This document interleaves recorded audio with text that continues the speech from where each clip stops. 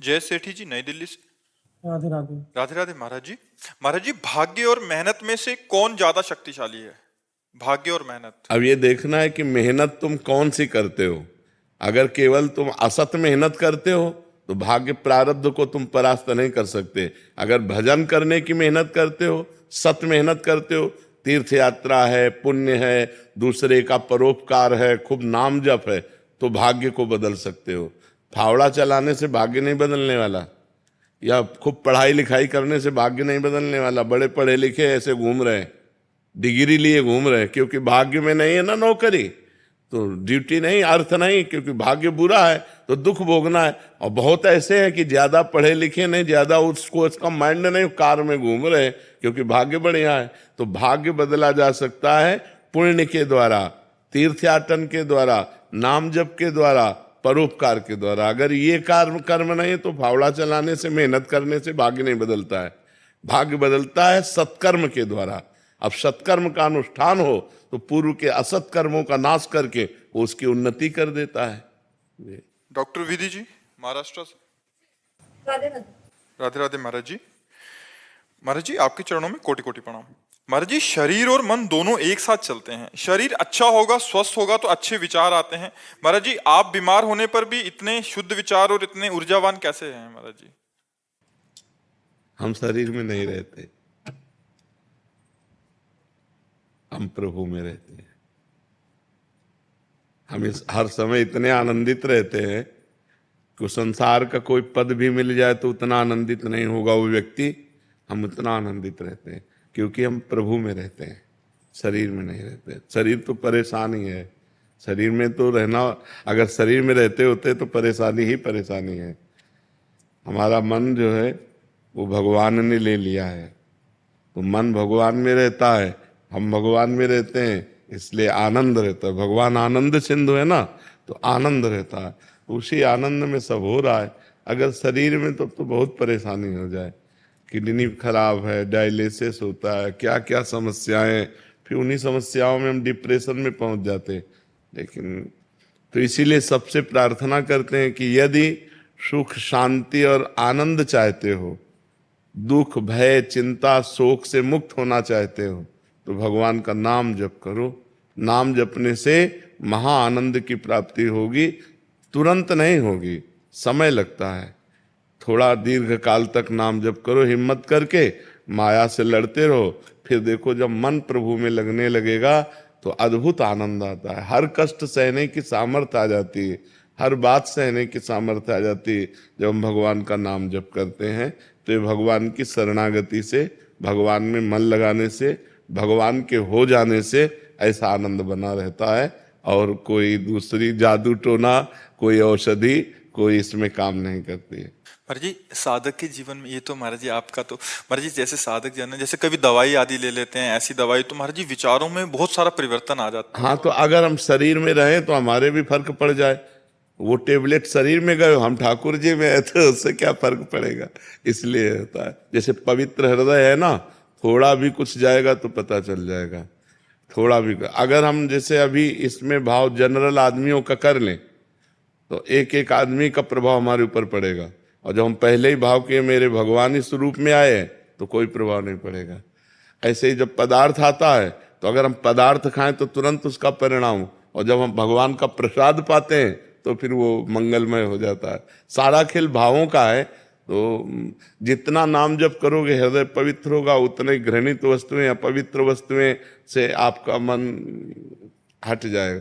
देखो लोग कितने गंदे विचार वाले बन जाते हैं, कितना गंदा मन हो गया, अपने पूज्य माता पिता को मार देते हैं। तो ये शराब पीना, मांस खाना, ये सब गंदी बुद्धि अपवित्र हो गई। तो राक्षसी बुद्धि, वो जो मन भावे सो कर रही है। तो हमें लगता है कि हमें पहले खान पान सुधारना चाहिए, नाम जप करना चाहिए, पवित्र आचरण करना चाहिए, तब हमारी आध्यात्मिक उन्नति हो, तब हमारी लौकिक आनंद प्राप्त हो। कर्नल राकेश कुमार वर्मा जी। राधा वल्लभ श्री हरि। महाराज जी राधे राधे। महाराज जी, 2 साल से आपका शरणागत हूँ। आपके कहे वचनों के अनुसार चलने का प्रयत्न कर रहा हूँ। आपके कहने के अनुसार 12 साल अगर लगातार साधक प्रयत्न से भजन करे तो भगवत प्राप्ति हो जाती है। मगर महाराज जी, तृष्णा से तितिक्षा का मार्ग ही इतना कठिन लग रहा है कि उपलब्धि कब होगी कुछ कह ही नहीं सकते। महाराज जी 12 साल ऐसा बड़ा समय अपने लग को रहा है। गारंटी नहीं कि 12 साल जिएंगे। हाँ, तो अपने को चाहिए, हमको ये धारणा बनानी नहीं है, हमें सिद्ध होना ही नहीं है।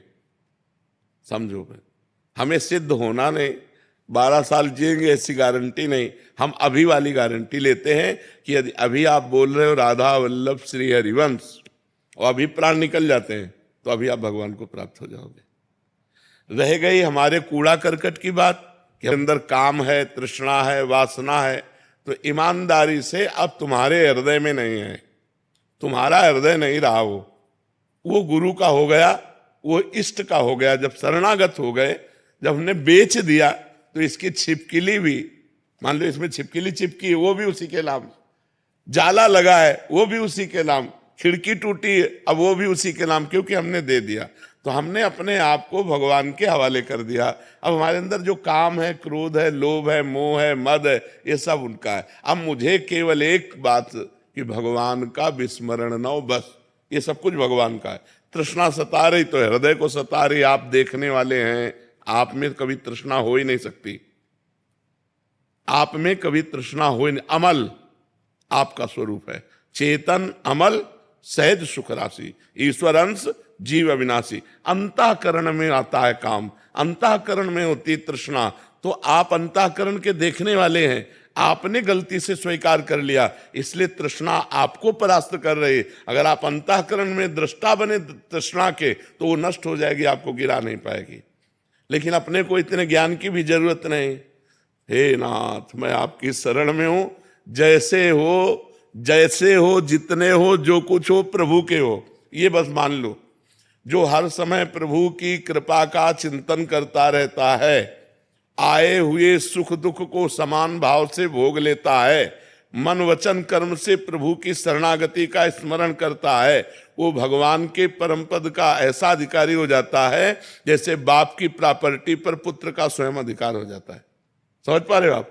बिल्कुल निश्चिंत रहो शरणागति के बल पर और नाम जप करते रहो। हाँ, पाप आचरण ना होने पाए, वही पाप नहीं महाराज जी, जो आपने बोला वैसे ही है जी। लेकिन एक मन में ऐसा रहता है कि डेली बोलना पड़ता है कि भाई मैं ये नहीं हूँ, मैं तो और कुछ हूँ, मैं तो शरणागत हूँ। हाँ, बिल्कुल, बस शरणागत हूँ। ये जो हो रहा है, ये जो आ रहा है मेरा नहीं है। हाँ, बिल्कुल बिल्कुल बिल्कुल बिल्कुल, लेकिन आता है। हाँ, वो उनके घर में आता है ना। ये घर तो भगवान के नाम दे दिया, काम भगवान का पुत्र है। श्री कृष्ण के पुत्र प्रद्युम्न कामावतार है ना भैया, उन्हीं के लड़का बच्चा घर नहीं आएंगे तो और क्या करेंगे। अपने को चिंता नहीं कर ली, मस्त रहो भगवान की शरणागति में। हाँ, जब गलत कार्य की बात आवे तब उस समय की नहीं, हे भगवान आपने निषेध किया है, ये नहीं होना चाहिए, आपके दास से गलत नहीं होना चाहिए। प्रभु अगर गलत होने जा रहा है तो संभालो, आप हमें रोको, आप सर्व सामर्थ्यशाली हो। बहुत लड़ाई भी होती है ना प्रभु से, यही लड़ाई रोज हो रही है। हमने बैठ के यही लड़ाई। हाँ, अंदर अंदर उनसे लड़ते और कहते अब तुम्हारे सिवा है नहीं कोई, इसलिए लड़ेंगे भी आपसे और प्यार भी आपसे करेंगे। तो ये बात है, मस्त रहो एकदम। हाँ, और एक गुप्त बात बताएं, जैसे बहुत पुराना वृक्ष हो, जैसे बरगद का है, पीपल का है, और उखाड़ के वायु गिरा दे तो महीनों हरा भरा रहता है, लेकिन जड़ उसकी उखड़ चुकी है। ऐसे ही अनंत काल से हम कामादि के वशीभूत रहे हैं, इनकी जड़ तो उखड़ गई है क्योंकि हम शरणागत हो गए, लेकिन ऊपर से हरे भरे दिखाई दे रहे हैं, अब उनमें जड़ नहीं रह गई। अब समय लगेगा सूखने में, और जहां सूख गए तो निर्विकार हो जाओगे। काम क्रोध मद मान न मोहा, लोभ न क्षोभ राग नहीं द्रोहा, ऐसा हृदय हो जाएगा। बस बहुत लंबे समय तक ये लड़ाई लड़नी होती है। ये लड़ाई ऐसी नहीं कि 2 4 6 दिन में ऐसे हट जाए, बहुत लंबे समय तक। वो भगवान कृपा करे तो मिनट में हो जाए, ये भी बात है। हाँ, वही कह रहे, भगवान कृपा करे तो मिनट में हो जाए, नहीं तो बहुत लंबे समय। हमको केवल एक बात पकड़े रहना है कि राधा राधा ना छूटने पावे। अगर नाम नहीं छूट रहा तो हम अभी सिद्ध हैं, 12 वर्ष बाद नहीं। अभी हमारे प्राण निकलते तो अभी हम भगवत प्राप्त हो जाएंगे, 12 वर्ष की बात जाने दो। और निर्विकारता आदि ये भगवान की कृपा पर हम देखते, अपने साधन बल पर नहीं। अपने साधन बल पर तो मतलब बहुत लंबा लेकिन भगवान की कृपा से मिनट में हो जाने वाला है। मेरे बनाए ना बनेगी कोटि कल्प लो, आपके बनाए बनेगी पल पाव में। तो पल के चौथाई हिस्से में बन सकती है। तो हमें भरोसा प्रियालाल का ही रखना चाहिए, प्रयत्न अपना करना चाहिए। प्रयत्न में ढिलाई नहीं होनी चाहिए। भरोसा प्रयत्न का नहीं है, उनकी कृपा का है। दोनों बातें समझ लीजिए।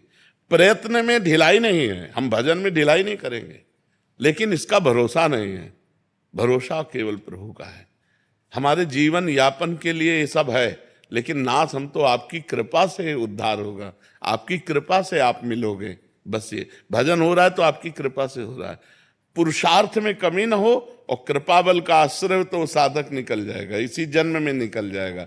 और भजन करने वाले को कोई परेशानी नहीं, अगर इस जन्म में ना निकला तो स्वर्गादि ले जाया जाएगा और वहां के उत्तम भोग भोगेंगे, और अगला जन्म जो फिर होगा वो श्रीवान कुलवानों में होगा। ऐसे भजन करने वाला वीआईपी जीवन हो गया। अब जितना नाम जप कर लिया वे आपकी उन्नति करेगा। महाराज जी आना ही नहीं चाहते। हाँ, उत्तम बात तो यही है। हाँ, कोई चीज नहीं रहेगी जो हाँ, चाहिए, बिल्कुल, कुछ नहीं रहा। बिल्कुल बिल्कुल उत्तम बात तो है। श्री जी के पास चले, ठाकुर जी के पास। रीता शुक्ला जी, महाराज जी आपके चरणों में कोटि कोटि प्रणाम। महाराज जी मैं प्रतिदिन आपका सत्संग अवश्य सुनती हूँ, हनुमान जी में पूर्ण आस्था है। महाराज जी मेरा एक छोटी सी जिज्ञासा है कि जब कोई भगवान का साक्षात्कार करता है तो भगवान स्वयं प्रकट होते हैं या स्वप्न में साक्षात्कार कराते हैं? जाकी रही भावना जैसी, प्रभु मूर्ति देखी तिन तैसी। ये था माम प्रपद्यन्ते तास तथैव भजाम्यहम्। किसका प्रश्न है? जैसे भगवान चाहते हैं आपसे मिलना, वैसा आपके अंदर भाव कर देते हैं, या जैसे आप भगवान से चाहते हो मिलना वैसे भगवान दर्शन दे देते? दोनों बातें।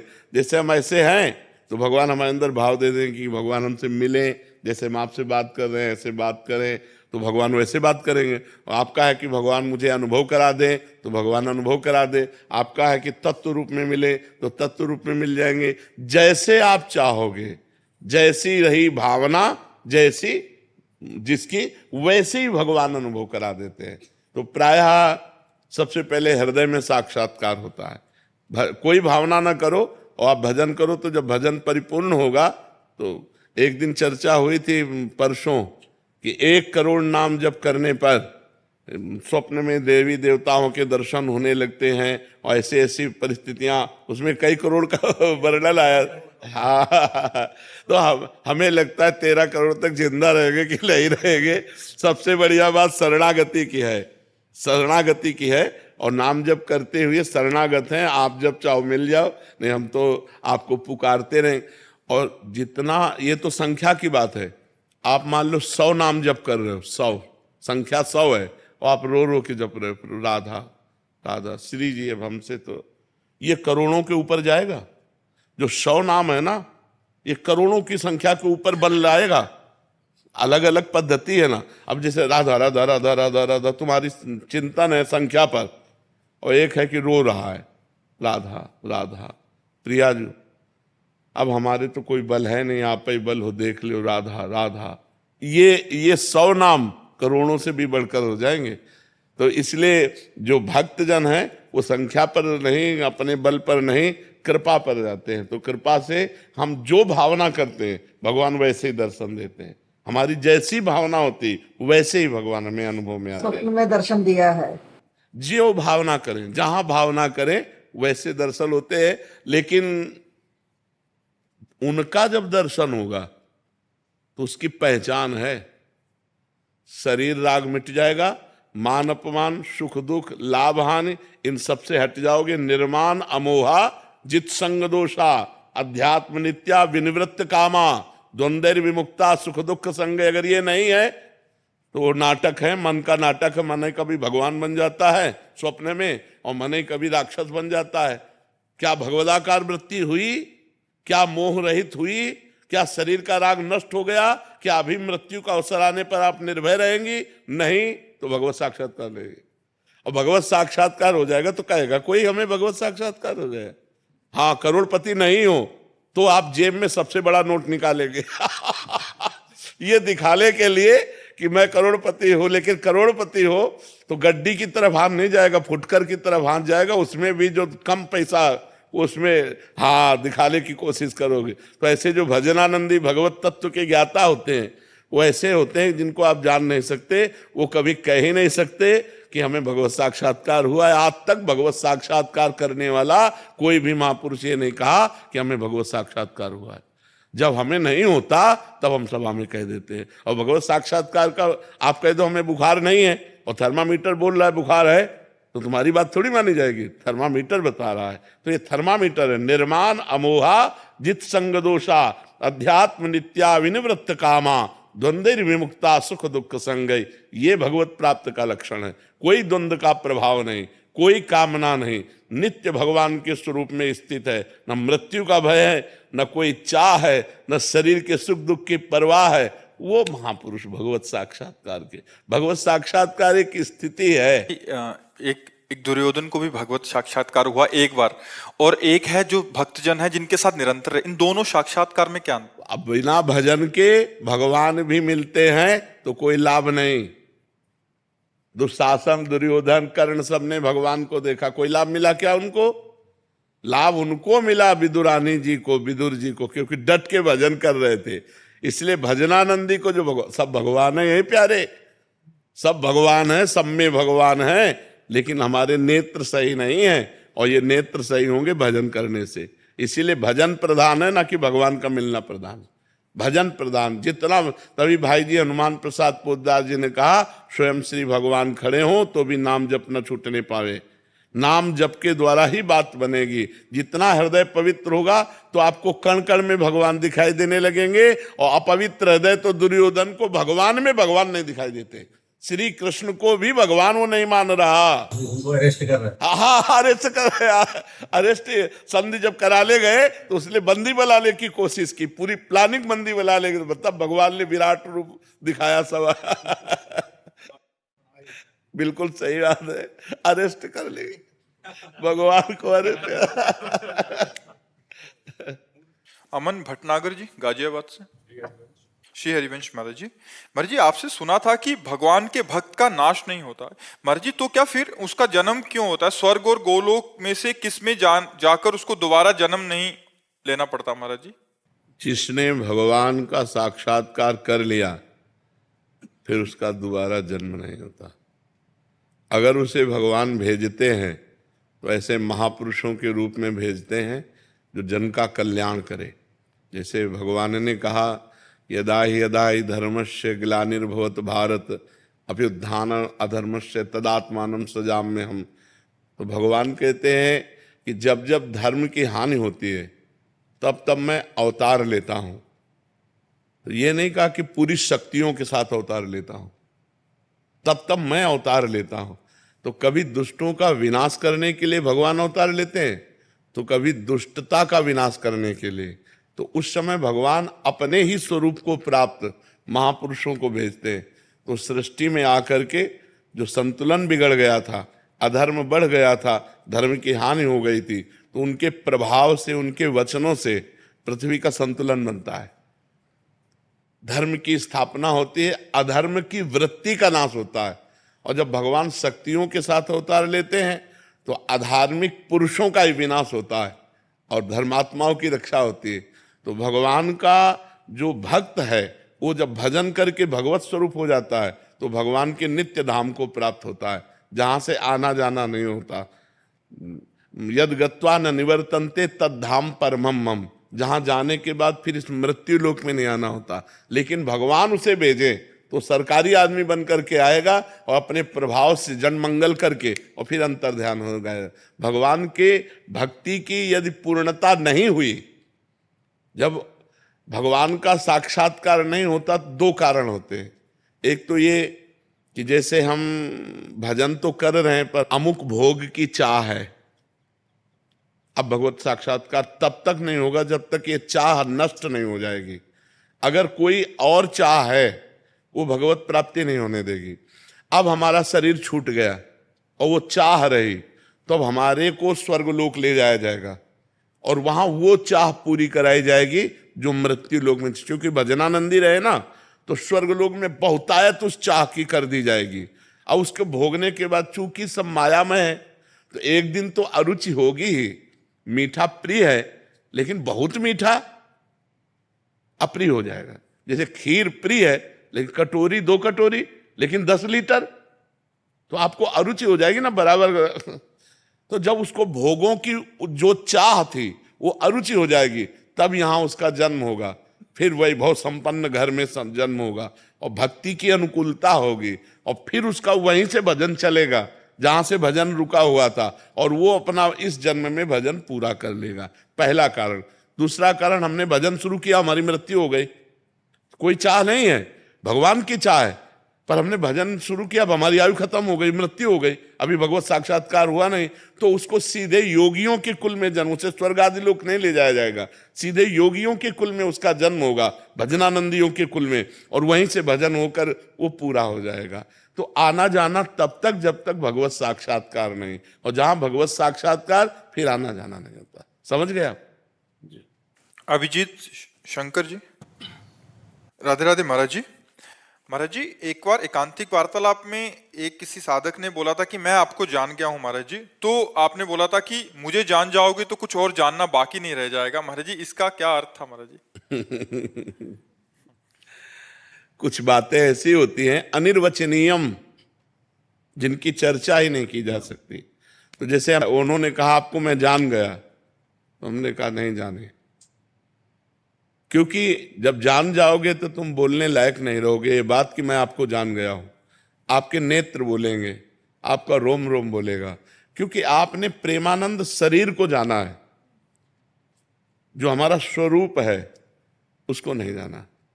जिस दिन हमारे स्वरूप को जान लोगे, उस दिन ब्रह्म साक्षात्कार पुरुष हो जाओगे। तुम जो हमारा स्वरूप है उसको जब जान जाओगे आप, तो जो भगवत साक्षात्कार में होता है वही हमारे स्वरूप के साक्षात्कार में होता है। तो हमारे स्वरूप को तो जाना नहीं, क्योंकि जबान से तुम बोल दिए कि मैं आपको जान गया, तो जितना जाना अपने बुद्धि के विषय को जाना, बुद्धि जितना पकड़ पाई उतना ही जाना, मेरे को नहीं जाना। इसलिए कहा था कि जिसके जानने के बाद कुछ जानना बाकी नहीं रहता, वो भगवान है। तो जब जीव भगवान में भजन करके लीन हो जाता है, तो उसका शरीर तो ऐसे रहता पांच भौतिक, लेकिन वो जीव नहीं रह जाता, उसमें भगवान विराजमान हो जाते हैं, स्वयं भगवान शासन करने लगते हैं। जैसे समुद्र की तरंग, वायु विकार होने के कारण समुद्र ही तरंगायमान हुआ, और जहां तरंग हटी तो उसे फिर तरंग नहीं कह सकते, वो समुद्र ही था, समुद्र ही रहेगा। तो बीच में तरंग मात्र जो आई वो वायु विकार के कारण, तो माया विकार के कारण जीव नाम हुआ। पहले ब्रह्म था और बाद में भी ब्रह्म होगा, बीच में जो जीव दिखाई दे रहा है वो माया विकार के कारण, भजन के प्रभाव से जब माया विकार नष्ट हुआ तो ब्रह्मविद ब्रह्मयु भवति, वो ब्रह्म स्वरूप हो गया। तो हमारे साक्षात्कार का मतलब है भगवत साक्षात्कार, हमारे तत्व को साक्षात्कार करना, शरीर को नहीं। शरीर तो पांच भौतिक है जी। परीक्षित सेठी जी, श्री हरिवंश महाराज जी। महाराज जी, मैं अपने स्वभाव को कैसे परिवर्तित करूं? बहुत जल्दी दिल से प्रेम करता हूं और उससे ज्यादा अटैच हो जाता हूं, और बाद में तकरार हो जाता है, मन व्याकुल हो जाता है, फिर बाहर नहीं आ पाता, फिर बहुत बहुत ध्यान भटकता है। महाराज जी, इस स्वभाव को मैं परिवर्तित करना चाहता हूं। नाम जप से होगा, बिना अध्यात्म बल के ये ठीक नहीं होगा। नाम जप चाहिए, नाम जप करो, किसी में रुचि नहीं रह जाएगी। आगे देख ला, हाँ, नाम जप का प्रभाव ऐसा है वो सब ठीक कर देगा। नाम जप का प्रभाव बहुत जोर का होता है। पूरे जीवन में एक भी दोस्त हमारा नहीं है, बचपन से भगे थे, एक भी दोस्त नहीं, और सब हमारे मित्र हैं, कोई हमारा शत्रु नहीं है। अब ये कला है नाम की कि हम एकांत में होंगे तो किसी की याद नहीं आएगी कि यार अमुक, नहीं, और सब हमारे दोस्त हैं, और एक भी दोस्त नहीं है। और मन केवल भगवान को देना है, मन किसी व्यक्ति को नहीं देना। व्यवहार व्यक्ति से करना है, क्योंकि भगवान इस रूप में आए। जैसे आप आए, आप प्रश्न उत्तर हुआ, आपसे हम ऐसा बर्ताव करेंगे कि आपको लगेगा हमें बहुत प्यार करते हैं, हमें विशेष सम्मान दिया, विशेष प्यार दिया, लेकिन आपको नहीं। हम मन प्रभु को दिए हैं और तन से व्यवहार करते हैं उसी परमात्मा स्वरूप को। नाते नेह राम के मनियत, सुहृद सुसेव्य जहां लो। अंजन कहा आंख जो फूटे, बहुतक कहा होगा। वो प्यार क्या जो हमें बाद में जलाए। यहां अगर किसी से प्यार करोगे तो जलाओगे अपने मन को, अपनी भावनाओं को, क्योंकि वो अब तुम्हारे अनुसार नहीं चलेगा। और परमात्मा से प्यार करके सबको प्यार करोगे तो बात बन जाएगी। अब प्रभु से प्यार करो और सबको प्रभु मानकर प्यार करो। प्यार में हम जलन कब होती है? जब हम आपको प्यार करते हैं, आप हमारी ये बात मानो, आप हमारे अनुकूल चलो, हम जैसा चाहें वैसा चलो, क्योंकि हम आपको प्यार करते हैं। परेशानी ही परेशानी, ऐसा ही प्यार सब करते हैं ना। आपसे हम प्यार करते हैं, आप बोलो हम आपको क्या करें, हमें आपसे कुछ नहीं चाहिए, आप सुखी रहो, आप आनंदित रहो। मैं आपको प्यार करता हूं, मेरे से बोलो क्या अनुकूलता चाहिए। ऐसा प्यार कौन करता है? कोई नहीं करता। और ये प्यार भक्तजन करते हैं, भगवान से प्यार करके और सारे जगत को अनुकूलता देना।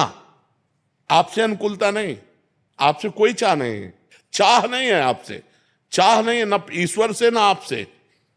जो व्यवस्था ईश्वर ने दी है उस व्यवस्था में हम आपको समर्पित करके आपकी सेवा कर रहे हैं। ऐसा प्यार करो, अभिबंधन नहीं होगा। प्रभु आपसे तो इतना प्यार है कि बस इस शरीर से किसी चीज से और कुछ लगाव रह ही नहीं गया, बस आपसे ही प्रेम है आपको। खूब नाम जप करो, भगवान सबकी रक्षा करते हैं, भगवान भाव की भी रक्षा करते हैं। खूब नाम। धर्मेंद्र यादव जी, कर्नाटक से।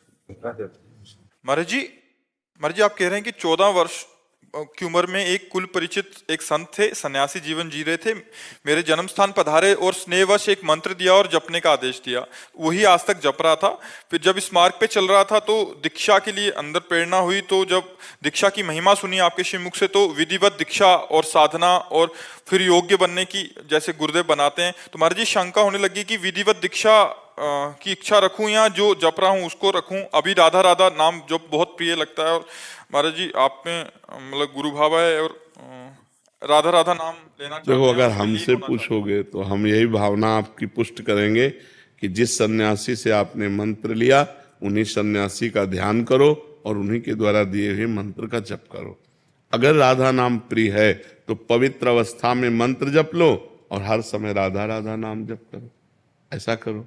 हम ये जरूर कहेंगे हमारी बात मानो। अगर हमारी बात मान लोगे तो तुम्हारा कल्याण हो जाएगा। जो सन्यासी जी हैं और हम हैं तो इतना भी अंतर नहीं है। शरीर का अंतर हो सकता है, आत्मा तो एक ही है ना, सब में एक ही परमात्मा विराजमान। तो उनका ध्यान करो क्योंकि उन्होंने मंत्र दिया है। जो मंत्र दिया है उसको जपो, शेष समय राधा राधा जपो, कोई परेशानी नहीं। गगन जी। राधे राधे श्री हरिवंश। राधे राधे महाराज जी। महाराज जी मैं बहुत वर्षों से आपके दर्शन अभिलाषी हूँ, किंतु मेरी पत्नी को डर रहता था कि मैं गृहस्थ छोड़ दूंगा। आज उसके साथ आपके दर्शन का सौभाग्य प्राप्त हुआ। गृहस्थ जीवन का महाराज जी क्या नियम है? क्या गृहस्थ छोड़ना जरूरी नहीं है, गृहस्थ छोड़ना जरूरी नहीं, लेकिन गृहस्थ में फंसे रहना ठीक नहीं। उसी में रह करके ऐसे रहो जैसे जल में कमल का फूल रहे। महाराज जी बहुत माया है गृहस्थ में रहने की ना, दुनिया के साथ व्यवहार करने में बहुत ही ऐसी चीजें आपको घेरती हैं। तो आप वो पूरी तरह से विरक्ति का नहीं कर पाते। नहीं, देखो विरक्ति, देखो बच्चा, विरक्ति का मतलब भाव से है, शरीर से तो ठीक ही है।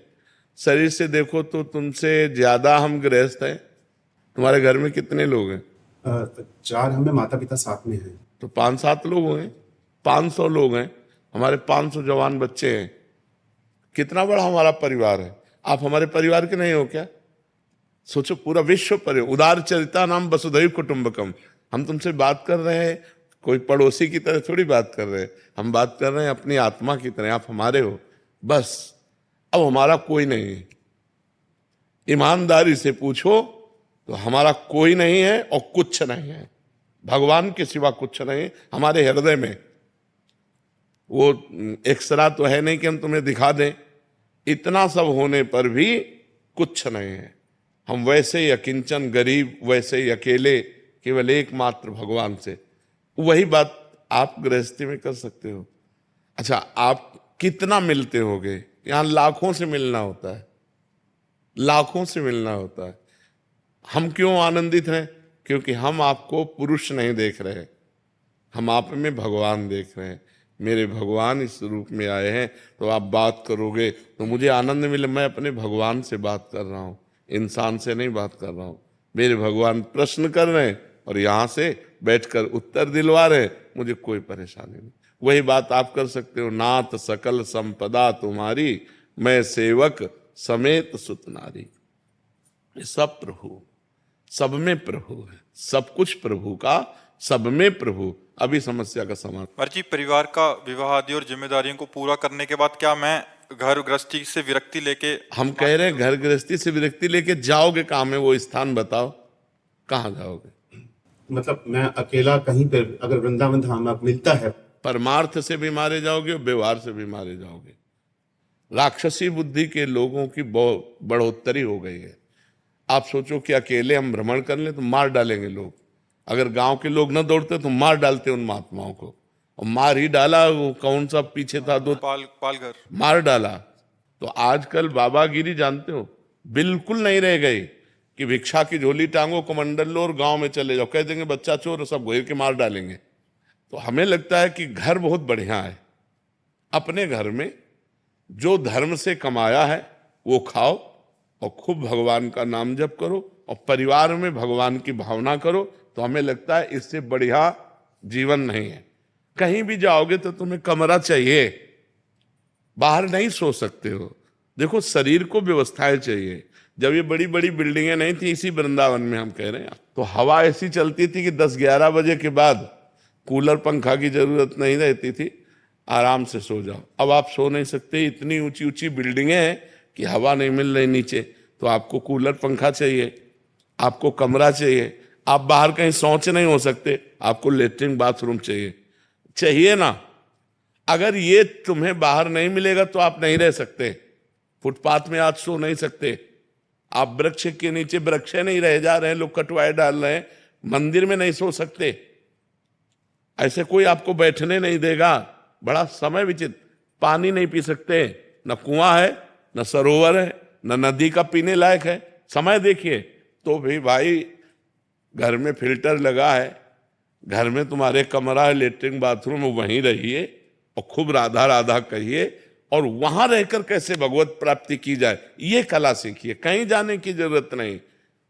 धर्म पूर्वक अपनी कमाई का खाओ और राधा राधा रटो, और पत्नी में, पुत्र में, परिवार में, सब में भगवान को देखो। हमारे भगवान इस रूप में। कहीं जाने की जरूरत नहीं, कहीं भागने की जरूरत। कहाँ भाग के जाओगे हमें बताओ कि अमुक जंगल में हम जाएंगे और वहां रह लेंगे, पानी नहीं मिलेगा, हैंडपैप नहीं रह गए, कुआं नहीं रह गए, सरोवरों का पीने लायक है नहीं, नदियों का पीने लायक है नहीं, कहां पानी पियोगे?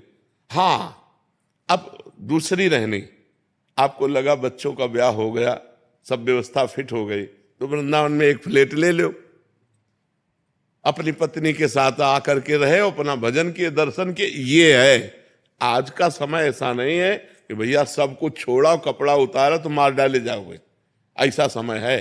किसी गांव में जाओगे, कोई आजकल संतों के लिए नहीं, तो पहले संतों की मंडलियां घूमती थी, अगर घूमेंगे तो मार डाले जाएंगे। समय ऐसा है ना कि लोग शराब पिए हैं, गंदे बातें मन में छाई हुई, तो संतों के प्रति भावनाएं नहीं है।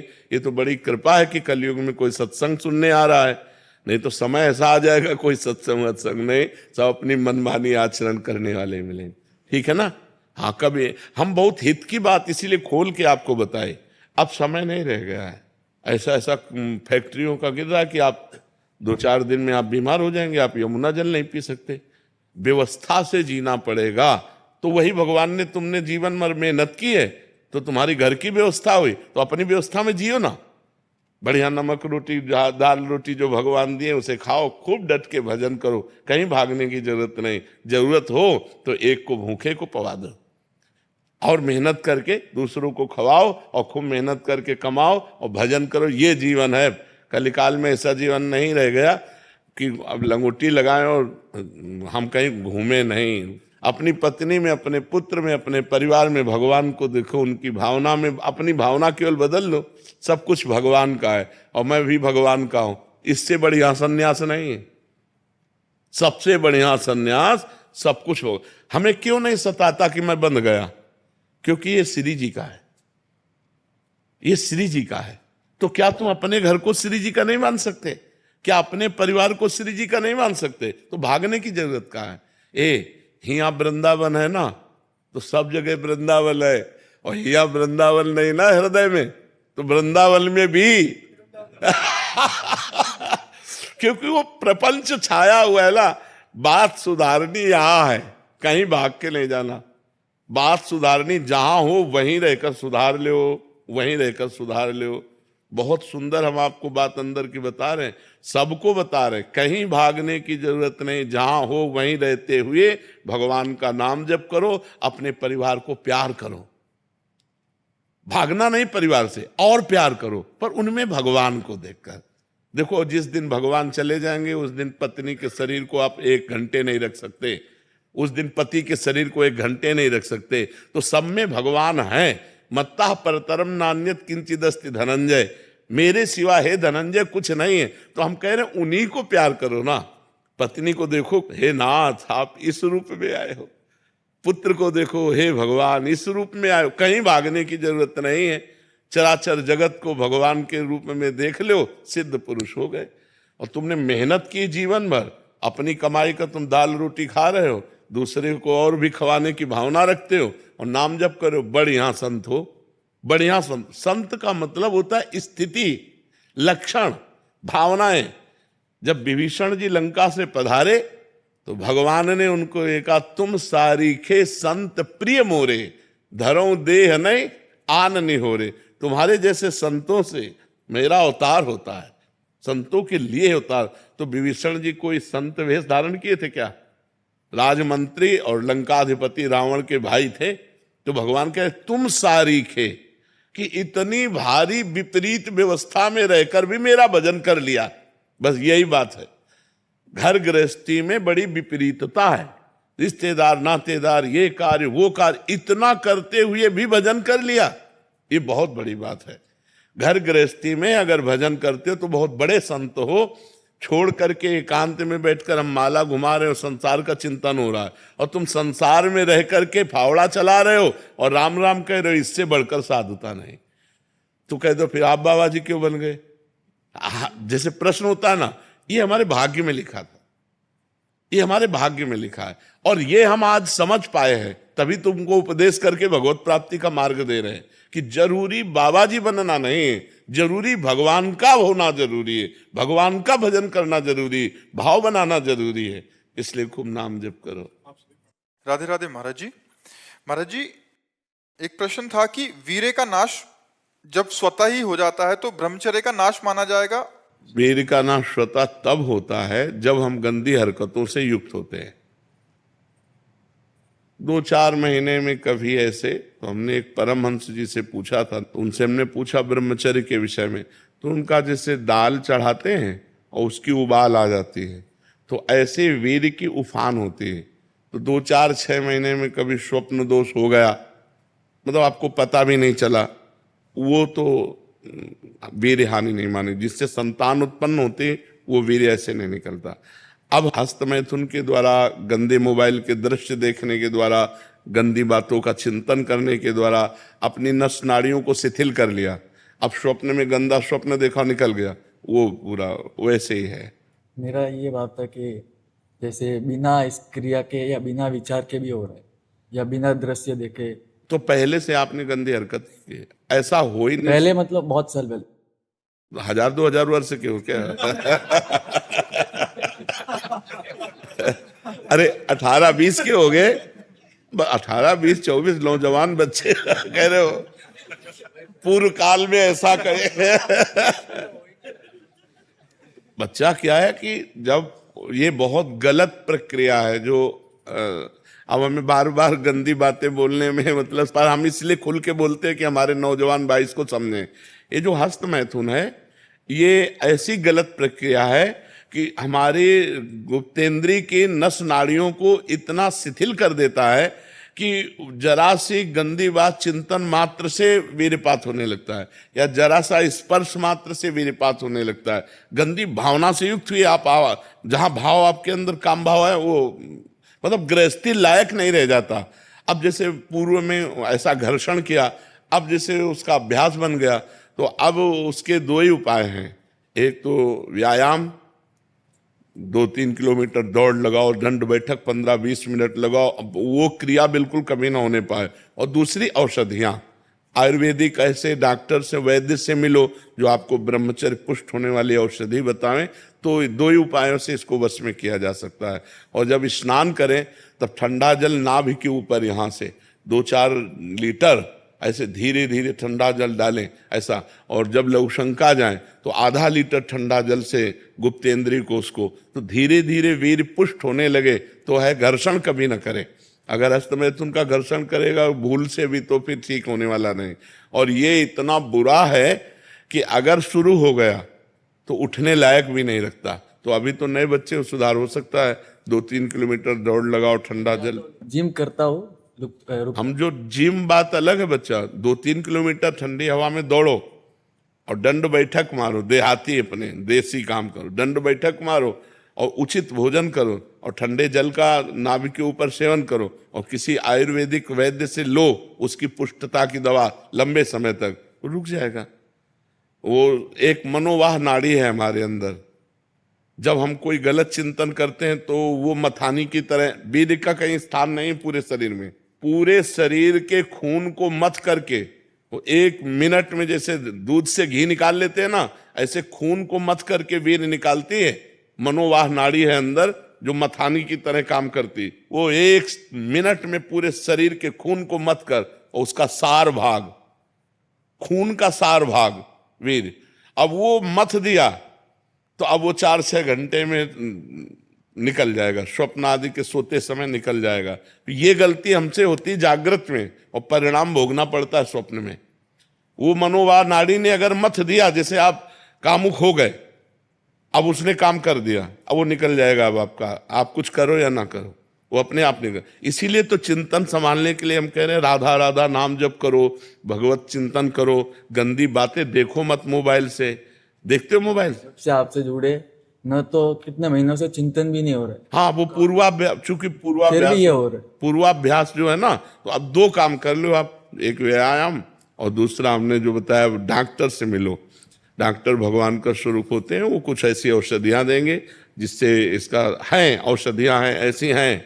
ये ब्रह्मचर्य रोकने के लिए बिल्कुल बीमार की तरह भोजन किया जाता है, दाल रोटी साग बिल्कुल सुसो, और पवित्र विचार, चिंतन पवित्र, आचरण पवित्र, आसन पवित्र, तब वो ये ब्रह्म शक्ति है, कोई साधारण थोड़ी। पर बड़े भाग्यशाली हो जो इसे रोकना चाहते हो, प्रयास करो, प्रयास करो। चेष्टा की है, लेकिन आज 23 साल का हूँ, अस्तमैथुन से कभी ये नहीं किया, वीर्य का नाश नहीं किया, आपकी कृपा। ये खाली पता नहीं, चिंतन से पहले होता था, लेकिन अभी आपसे जुड़ा हो तब से तो चिंतन होना ही बंद हो गया आपकी कृपा से इस काम का, और खाली अभी अपना हो रहा है। आप ये पहले व्यायाम करो, व्यायाम करो और ये दौड़ भाग करके इसको शिथिल करो, ये प्रयोग में आ जाएगा तो सही हो जाएगा। चलो एक बार करो, किसी आयुर्वेदिक वैद्य से, डॉक्टर से मिलके आप औषधि भी लीजिए। अगर ये रुक जाए तो बहुत सुंदर बात, जीवन प्रकाशित हो जाए। अगर नहीं ऐसे तो परेशान होता है।